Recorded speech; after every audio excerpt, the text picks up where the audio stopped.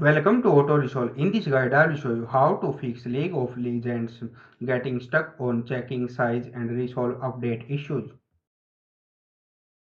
Fix 1. Run as administrator. Step 1.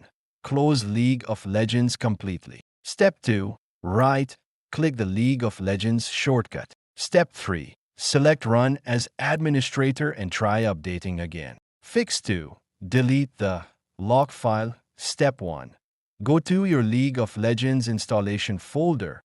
Usually see :/Riot Games /League of Legends. Step 2. Find and delete the log file. Step 3. Launch the game and check for updates. Fix 3. Repair game files. Step 1. Open the League of Legends launcher. Step 2. Click the gear icon, Settings, in the top right corner. Step 3. Select Initiate for repair and wait for it to complete. Fix 4. Clear the League of Legends cache. Step 1. Close the launcher completely. Step 2. Go to :/Riot Games /League of Legends /rads /projects /League_client /releases. Step 3.